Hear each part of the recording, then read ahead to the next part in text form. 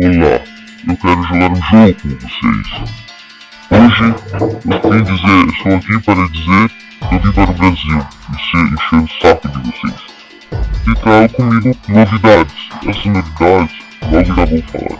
Mas antes quero dar uma palavrinha. Eu não estou mais afim de fazer testes por enquanto, mas eu continuarei.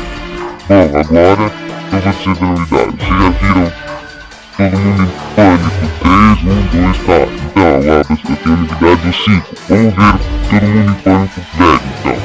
Fala na tela.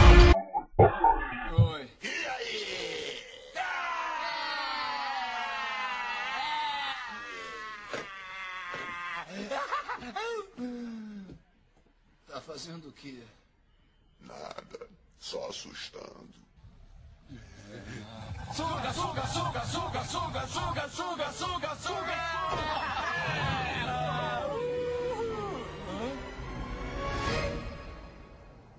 Que isso? Que loucura!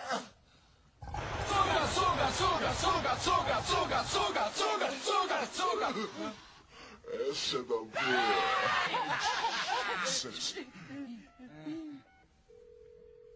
Alô? Alô?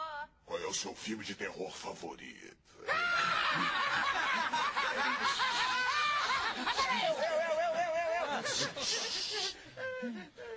Eu vou arrancar a sua esquerda.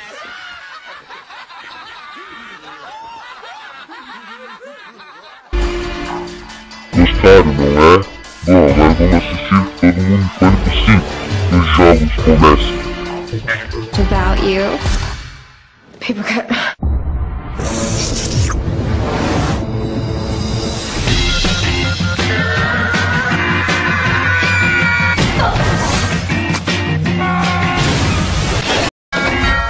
Someone here order Chinese food? From the guys who couldn't sit through another vampire movie. Take aim at Alice. Where did you go, silly rabbit? You don't get it. I'm a killer. Explore the August 18th. The battle begins. It's raining men. Hallelujah, it's raining. The bigger the hit, the harder it sucks. Jacob, why did you just take off your shirt? My contract says I have to every 10 minutes of screen time. You know who we are, don't you? You're the Black Eyed Peas. Why does everyone always think we're the Black Eyed Peas? Jacob, run! A chihuahua? Vampires suck. Edward! Edward! Where? Edward, we love you. You're the best. No, Jacob's the best!